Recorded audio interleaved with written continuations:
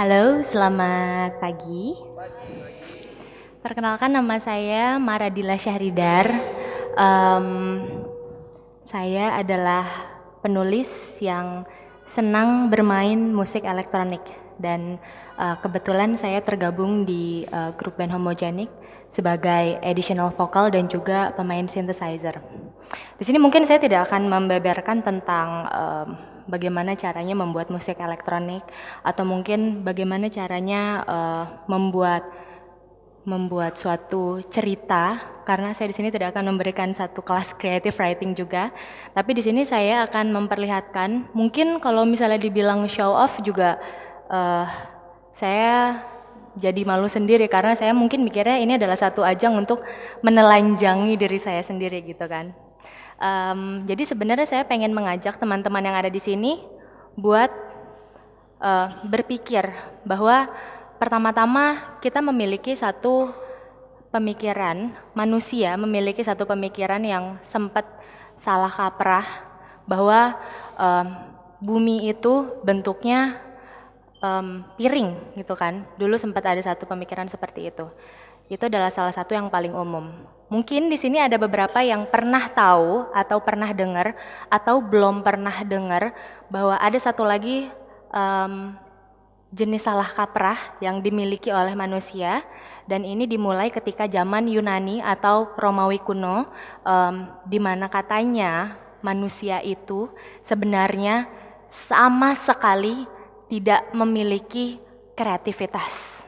Jadi katanya ada satu roh ini adalah semacam roh pembantu, dia berfungsi sebagai membantu seorang seniman misalnya, membantu setiap manusia yang ada, dan mereka ini disebutnya demon, ditulisnya daemon. Mungkin di sini ada yang pernah dengar ya.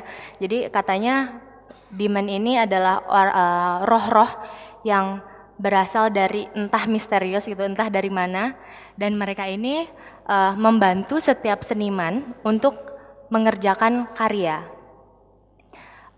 Lucunya katanya zaman dulu itu si demon ini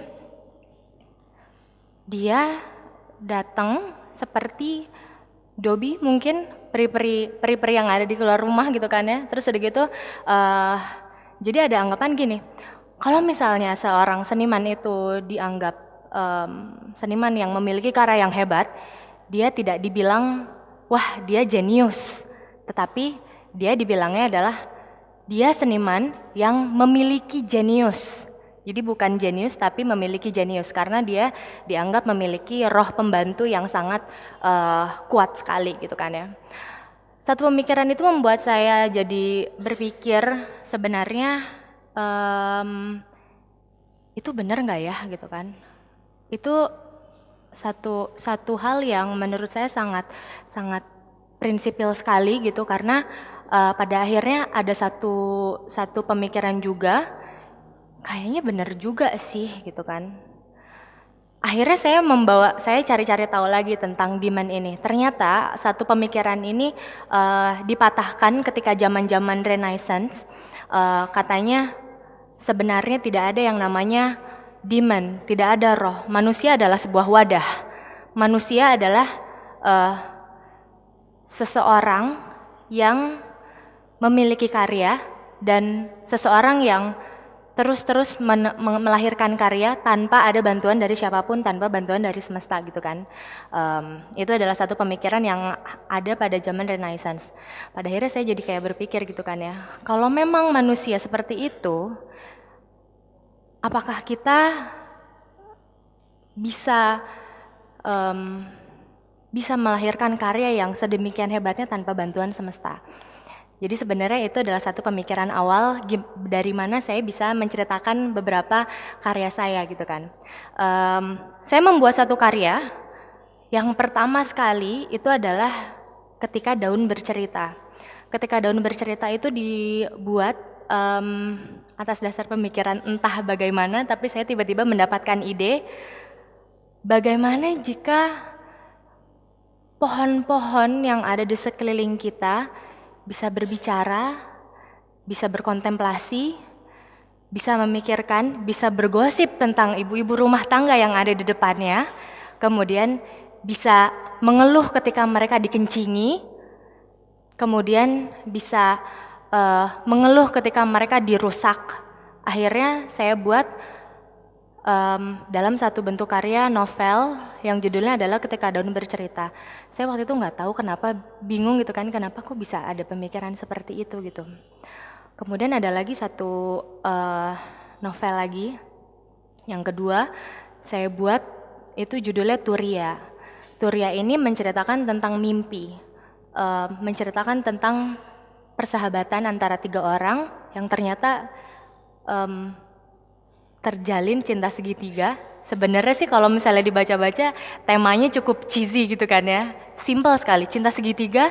Terus udah gitu kayaknya nggak bisa bertahan gitu kan, karena pada akhirnya kayak ada satu keterikatan sampai pada akhirnya mereka bisa menjalin hubungan lewat dunia mimpi gitu kan. Dari lewat dunia mimpi itu lahirlah kayak perasaan-perasaan yang tidak menentu gitu. Begitu bangun lahir lukisan atau apapun. Pada akhirnya semuanya kayak ide-ide yang masuk yang ke dalam otak ini membuat saya kayak kadang-kadang kewalahan. Tapi sebenarnya saya jadi bertanya-tanya lagi. Dari semua yang saya kerjakan, dari semua apa yang saya kerjakan, achievement apapun yang saya dapat sampai hari ini, apakah benar saya dibantu oleh seorang roh yang namanya roh kreativitas yang disebut demon pada zaman Yunani itu? Akhirnya saya selalu mengiyakan gitu kan. Kayaknya iya deh, karena saya ngerasa saya tidak mampu untuk membuat karya tanpa ada bantuan dari sekeliling saya gitu kan. Apalagi sebagai penulis fiksi tidak selalu menceritakan kehidupan pribadinya tentunya. Seorang penulis fiksi yang membuat novel tentang pembunuhan bukan berarti dia adalah seorang pembunuh.